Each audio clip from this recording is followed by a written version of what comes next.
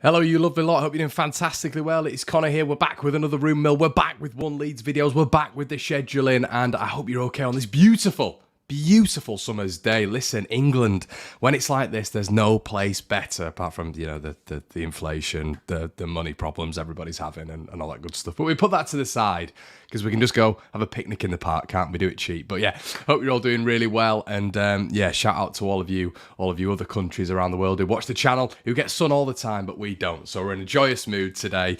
But I tell you what, it doesn't make filming any easier. As you can probably tell, it is warm. But yeah, we've got a lot to talk on today.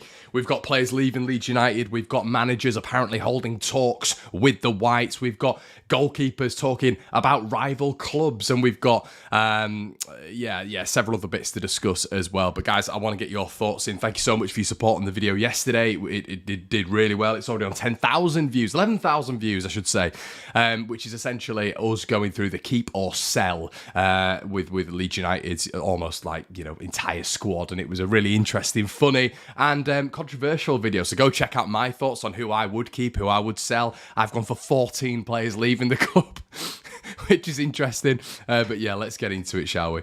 300 in the house. Let's get liking. Yeah, cheers. Thanks for that, Stephen. Please, everybody, if you can like the video, that always does me a massive favour. It just means that the algorithm boosts up and everybody can see it, which is great news. We need to go and get Corbran. Matt Scales, morning Connor from very wet and cold Perth. Matt, you deserve it, mate. It's not fair that you get all the weather. There's lovely sandy beaches, all that fantastic stuff, mate. We deserve it at some points, and especially with me being in Manchester, we never get any weather here, mate. It's just permanently grey and miserable. So this is very odd. Seeing everybody out and about with iced coffees, iced coffees, not just regular coffees. The summer is well and truly here in the UK. So, good evening, Connor. Hi, you Leeds fan. First choice, Rodgers, then Farker. Rodgers last season has lowered his stock a little bit. So, guys, what I do want to put into this video, because I'm hitting back with force here, I am going to be doing a separate video, which is going to be released on the Patreon today, which is my managerial choice, who I want and why I think this manager suits Leeds United. That's going to be on the Patreon, released early today. I'm putting early access on the Patreon. So thank you to all you Patreon members and all the subscribers for logging in today. But yeah, the Patreon just helps me run the channel, basically. Link will be in the description below if you want that, and that'll be released on the channel a little bit later on this week. But without any further ado, let's get into the news. Stop waffling, Connor.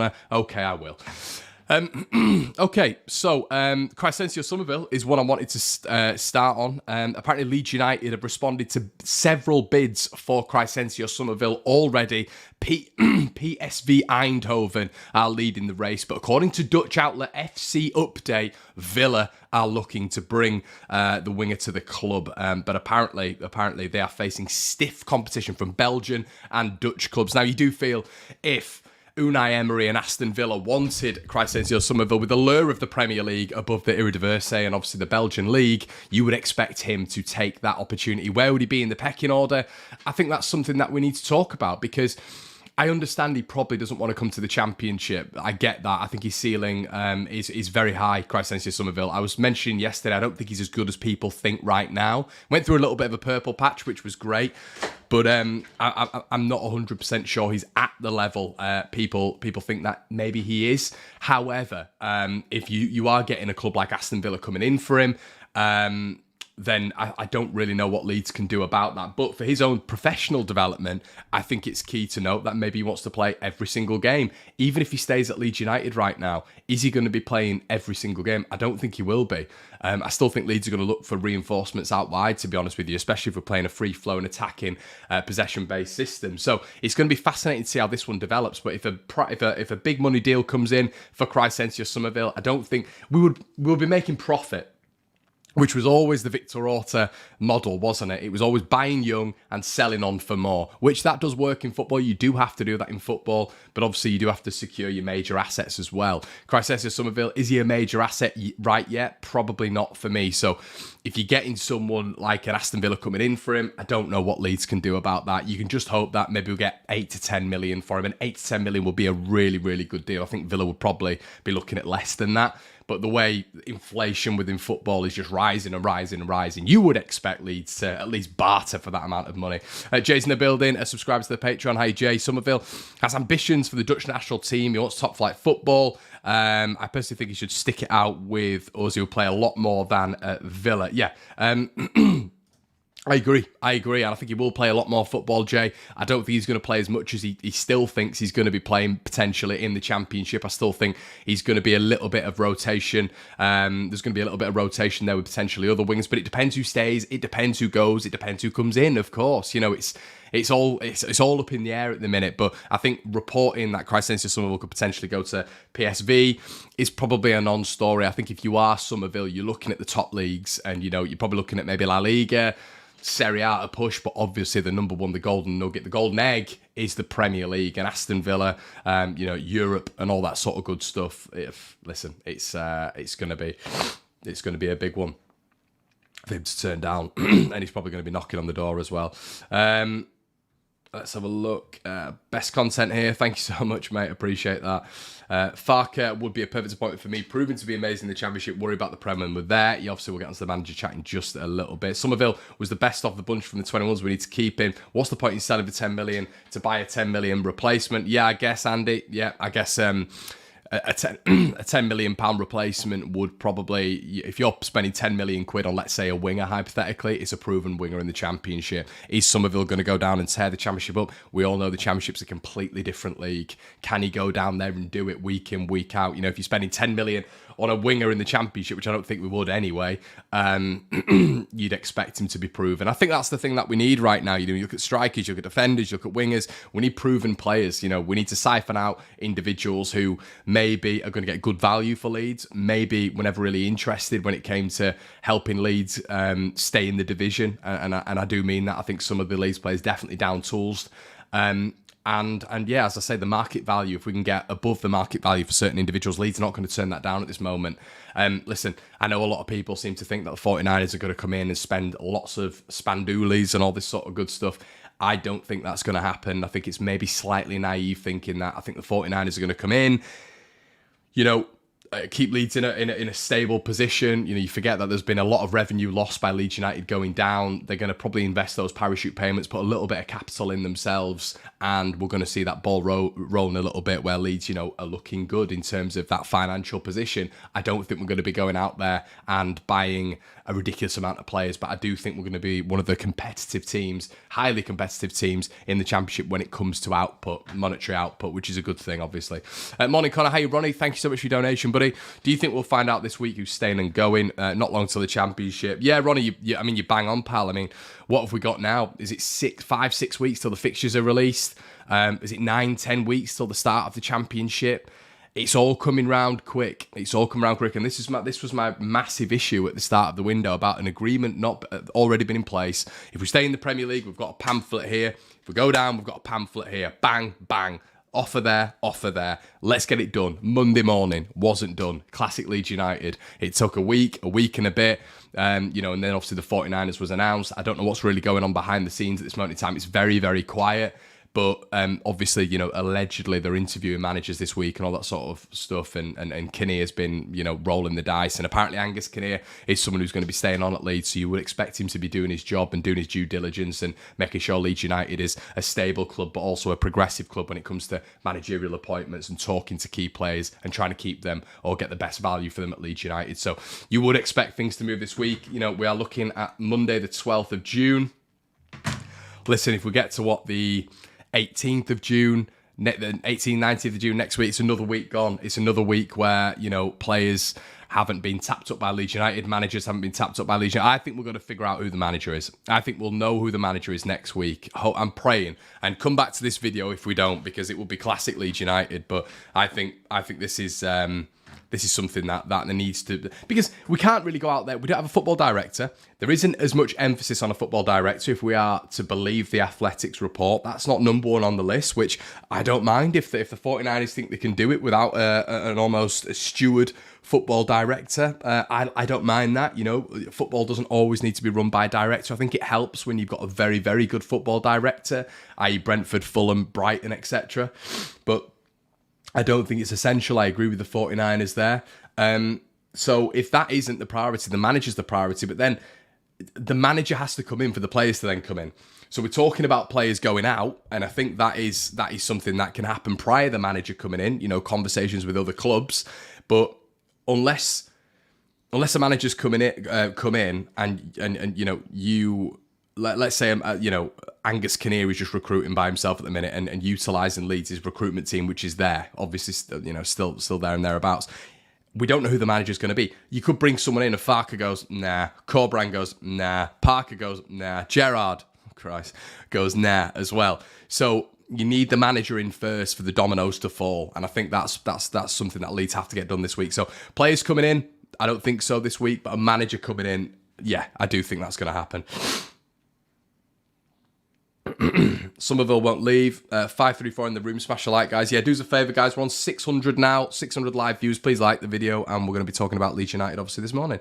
10 days for fixtures. Is that what it is, Stephen? Maybe I meant the pre-season friendlies. I can't remember. Someone sent me a list of what it is nowadays in terms of the season start for the Championship. But I think it starts on the 4th, doesn't it? It's ridiculous.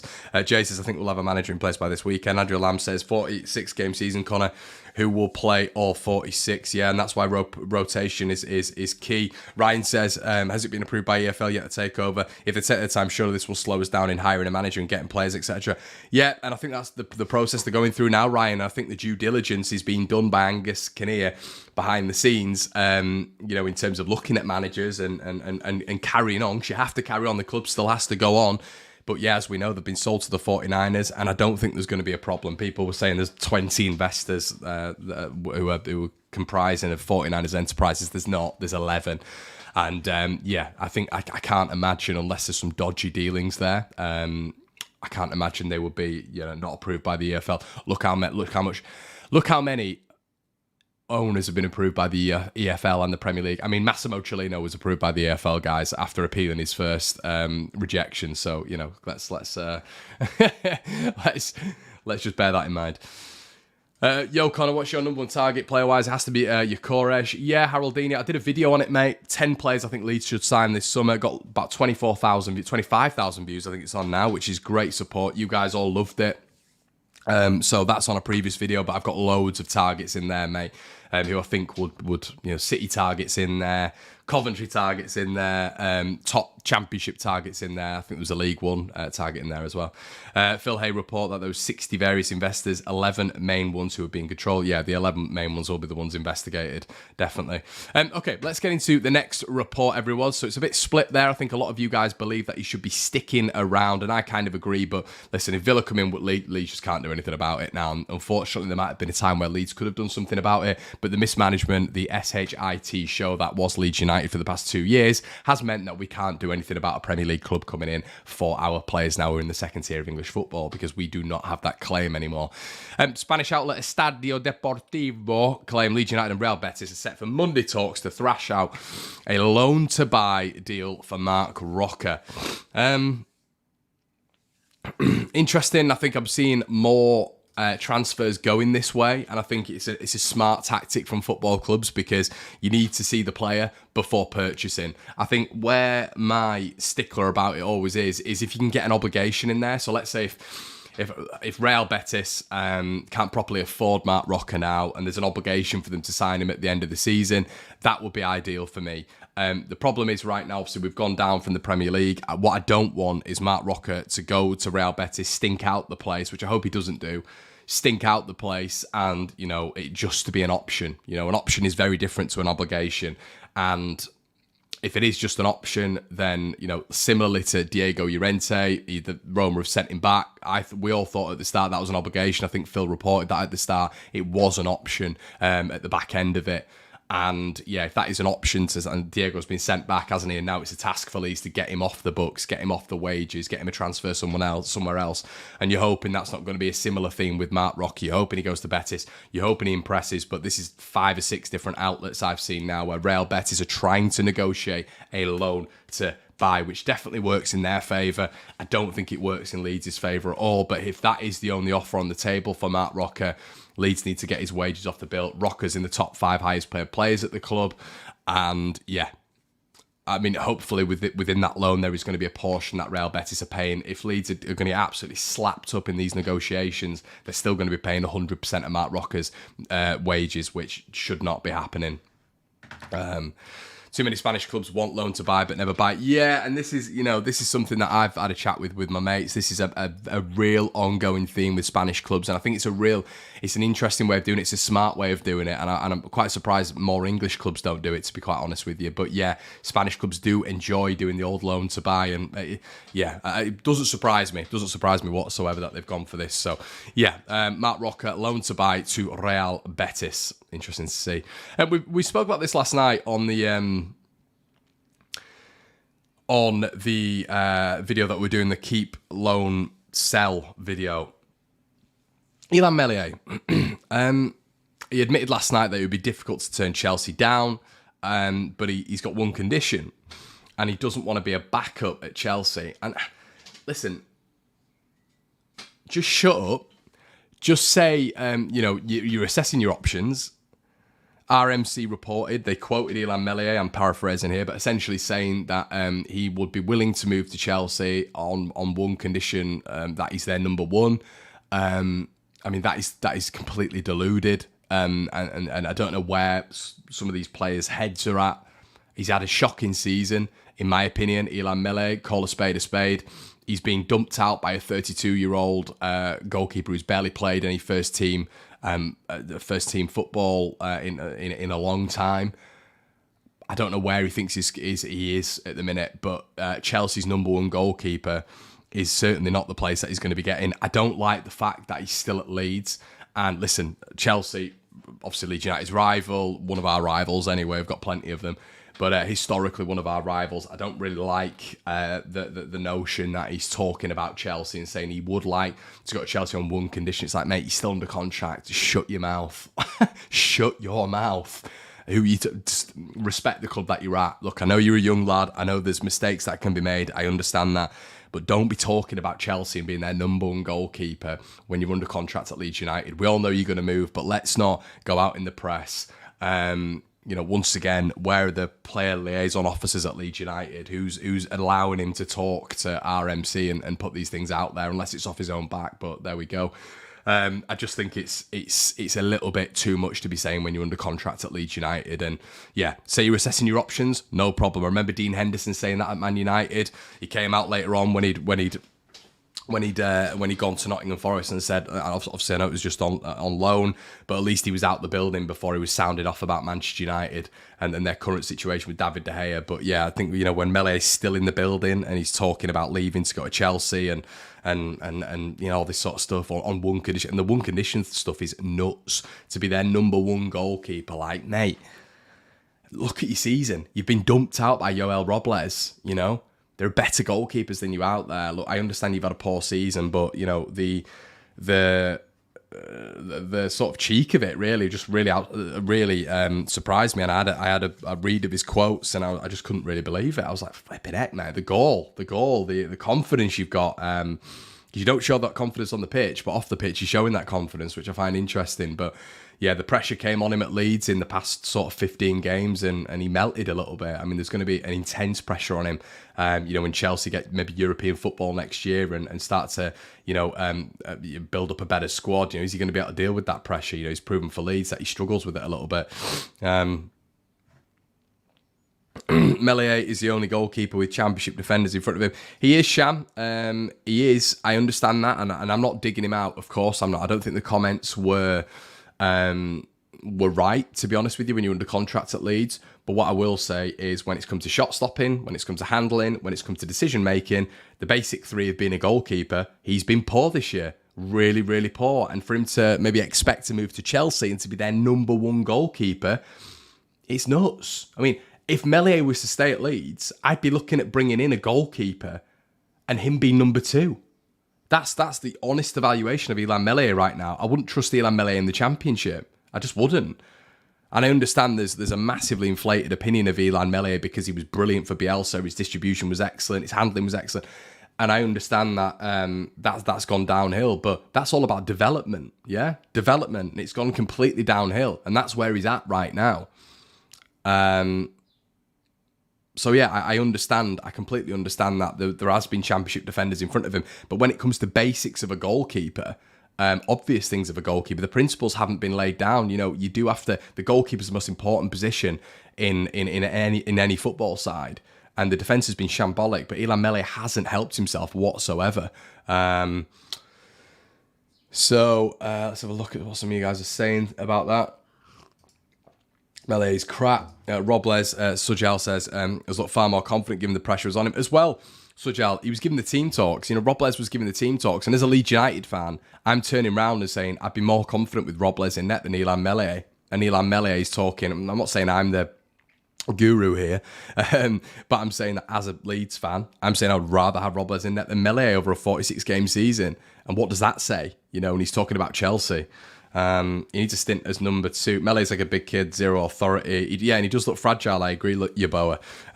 He needs a stint as number 2 to progress. I think he's still really young for a goalkeeper. I just think he's getting a bit too big for his gloves. And this is it. And I just think to come out and say you want to be number 1 at Chelsea, like, mate, you've just been relegated. And you've been a big part of that relegation. You want to go to Chelsea and be the number 1. Like, would there ever be a more significant rise in Premier League standings if he's to get relegated with Leeds and be dropped for the last 4 games? Dropped. The big D word in capital letters. Dropped. For you then to go as number 1 at Chelsea. Like, come on, mate. Bloody hell. But listen, as I said, if we are able to get a decent fee for him, absolutely fine. We said the same for the past 2 seasons about Meslier. The only difference, Verba and Rasmus stopped being emotional when it comes to facts.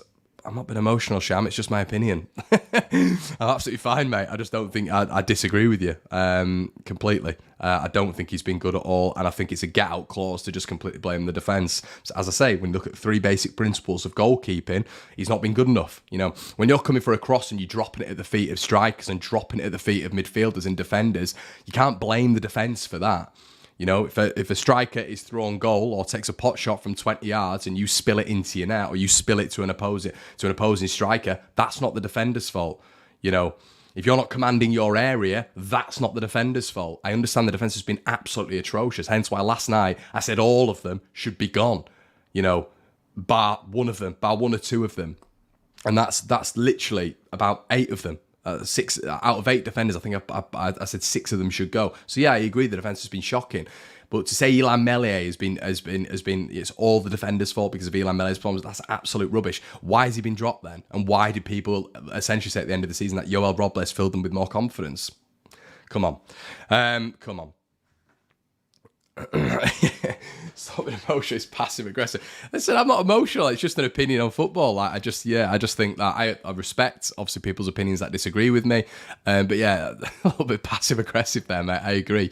Anyway, let's get on to the managerial chat without people getting angry. Daniel Farke is set for Leeds United manager talks this week after Sky Sports news emerges. Former Norwich City manager Daniel Farke is set for Leeds United talks this week, boosting their chance of a swift promotion back to the Premier League this season. Now, I want to hear your guys' thoughts. I want to hear, is Daniel Farke the one for you? Is Carlos Corberán, Steven Gerrard, whatever the ones for you?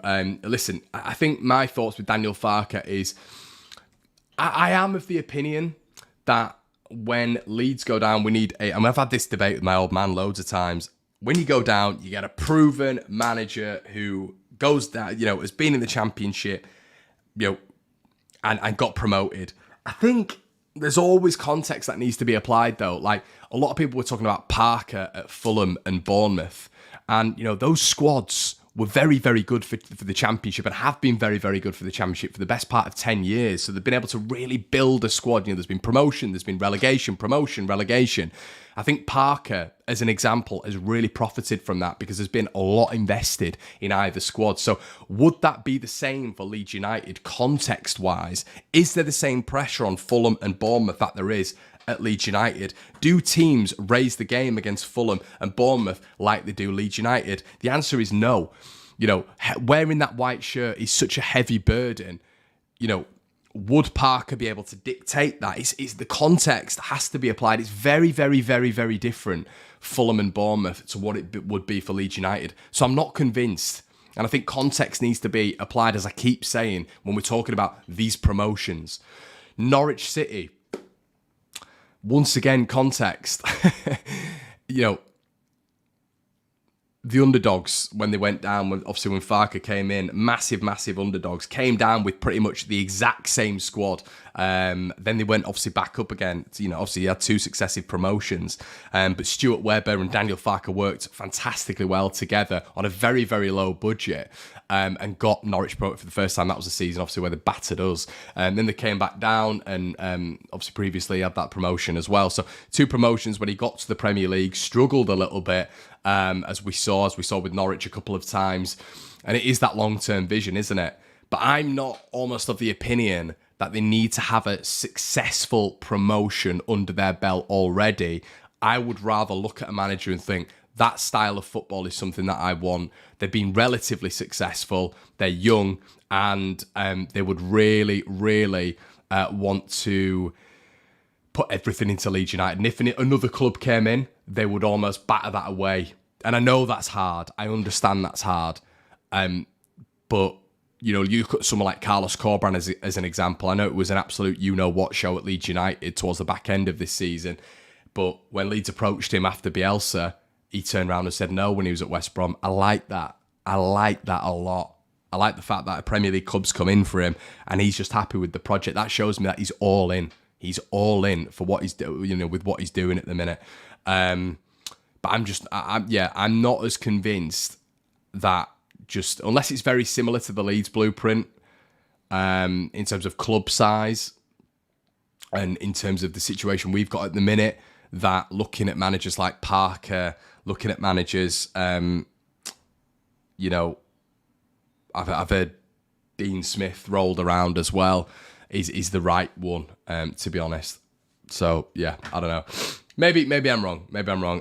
Keith, it's never going to happen. I'm hearing Potter. I'm hearing Rodgers. Rodgers I thought might happen because I feel like Rodgers maybe would go somewhere for money. And if the 49ers are to chuck loads at him, then maybe. But I think Rodgers will rule himself out of that one. And it wouldn't surprise me if he went back to Celtic, to be honest. But yeah, according to the report, Farke is set for talks at Leeds this week.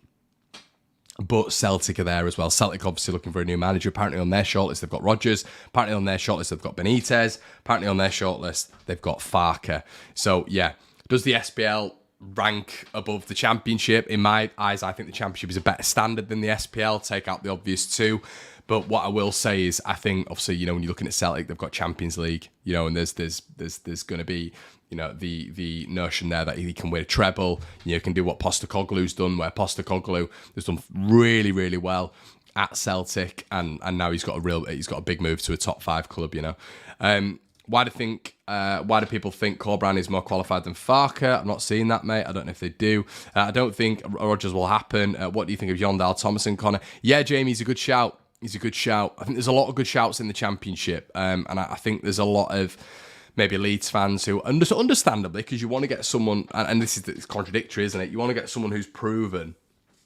I just think it's different at Leeds. It is different at Leeds. It's a different pressure. And yeah, I think other squads have been built up better in the Championship for certain individuals, for certain managers to come in and get promotion. Farke, actually, when you look at the money that he spent, he barely spent anything when he got Norwich promoted, and they were the underdogs. And no one really took them seriously in that first season when they got promoted until the back end. Leeds in any division are never the underdogs. So this is it. It's a manager coming in and being like, yeah, I'll take it.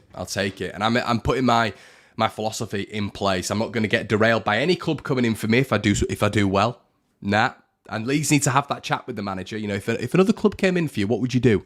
You know, what would you do? What would you stay at Leeds United in that situation? Because we're a big club. We're trying to get back to the big time. Would you stay with Leeds United if we're 4th in the division with 38 games gone, and then, you know, I don't know, pick a name out of a hat. It's not going to be Villa, is it? But Tottenham come calling, you know, when they've sacked Postecoglou. What are you going to do? What are you going to do in that situation? And I know that's going to be difficult for any manager, but you do feel, I don't know, with your core brands, with your other managers that are around about the Championship, we're going to do a specific managerial choice who I quite like. And that's, as I said, it's going to be released on the Patreon.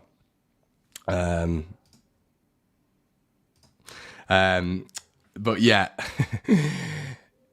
then you know, I quite like that. And that's why in my head, if we're to go for a certain manager, it would be Corbran. That's not the one I'm going to talk about, but it would be Corbran out of that list. Gerrard is guys, please don't get roped into this Steven Gerrard chat. Please. Steven Gerrard, and listen, my family, I've got family members who are Birmingham fans, who are from Birmingham, who are Villa fans, and Villa fans are always in the comments. It would be the worst appointment. The worst appointment. It really would. One trophy out of nine in Scotland. An absolute hideous brand of football at Villa. No formation, no plan B, no idea. Stripping captains, coming out in the media and slagging players off. It's not what we need. It's not what we need. No guile or guidance as a manager, and always looking for the Liverpool job. This is what I'm talking about. If Leeds is to get a manager in, I don't want them to be already looking at Leeds as stepping stone. And I understand that is going to be the case, but that's why maybe you go for a manager who's never been at as big a club as Leeds United and sees Leeds as the top, the pinnacle at this moment in time, and he's going to put everything into it. That's kind of what I like. I don't want to get a manager like Steven Gerrard who's constantly going to be looking past Leeds. He's looking past Villa all the time. We all know that. And even just key bits that we need to look at. You don't want Gerrard or Parker. I do not want Steven Gerrard. Listen, this isn't Steven Gerrard who's the football player. This is Steven Gerrard who's the manager. He's I think he's an extremely poor manager, and he proved that at Villa. Scotland, he toppled Celtic, but once again, context. Celtic were abysmal that season. They were awful. Rangers did well. Of course they did well. You've got to give him his plaudits for that. But Michael Beale left. Michael Beale and Critchley were the men behind the scenes who were doing everything. Listen, the Rangers players have said it. Rangers fans have said it. It was Critchley and Beale behind the scenes controlling everything. Gerrard had nothing to do with it. He had nothing to do with it. He was the face of it. And as soon as they left his side, as soon as Beale left his side, he went to Villa and it all went wrong. This is the whole thing with Clough and Taylor, wasn't it? So yeah, your number two is massive for certain individuals, and Gerrard needs a proper assistant managers to help him out. No chance, absolutely no chance do I want Steven Gerrard. Parker, I wouldn't be as upset with, but I think, as I say, he's got promotion with Fulham, got promotion with Bournemouth, but it's a very, very different setup at Leeds. It's a different pressure. It's going to be a massively different working environment. I think Fulham and Bournemouth are a very similar working environments. Similar promotions and relegations, similar funding behind the scenes, both rich clubs. I'm not saying Leeds aren't a rich club, but the foundation was already there. It was already put in. There was already very, very, very good championship players before Parker came into either. And they were the favourites to go up, of course. And Leeds are going to be one of the favourites, but the churn in the squad's going to be massive. And is our squad going to be as set up as Bournemouth and Fulham in the championship? I don't think it will be. Knutson, I've mentioned this several times. I'd love Knutson, but there's no way he's coming down to the championship once again. And this is the only thing, Snoll. This is the only thing. I agree, definitely not Stevie G, but we need someone who can attract players. Yeah, of course. And that's correct. That is correct. I think what I like about Corbran is where West Brom were to where they finished the season. They finished 8th, didn't they? Only just off the playoffs. And what he did with Huddersfield Town, got them to a playoff final. And I watched Huddersfield. They looked unbeatable at points that season. He came and did a terrific job. But yeah, I think how bad Gerrard would outweigh any loans that he'd bring in, to be honest. Ryan Mason, no. Where's that come from, Savvy? Where's that come from? Yeah, and this is it, Mark. Ipswich went for a talented young coach in Kieran McKenna. They were brilliant last season. Maybe we need to look at talented young coaches with new ideas. Yeah, and I don't think that's a bad shout, to be honest with you. I think Ipswich are going to be a problem in the Championship. These newly promoted sides that come up from League One to the Championship, the jump isn't that great. I think jumping from the Championship to the Premier League is massive, but League One to the Championship isn't that great. I think Plymouth are going to be problems next season. They were so good in League One last year, so they're definitely teams that we need to look at. So yeah, anyway, guys, that's going to be it from me. As I say, we're going to put some bonus content on the on the Patreon. If you want to hear my managerial choices, head on over there. Would really appreciate that. All the proceeds go towards the channel. We'll put some bonus contents on there. Make sure you're liking the video before leaving, guys. Really appreciate your content. We're going to try and get a debrief out at some point this week. Generation Leeds, obviously, on the Patreon. Guys, it's been an absolute pleasure as always. We're going to be back tomorrow morning at this same time with the Room Mill. Have a good one. I'll see you in a bit. Cheers.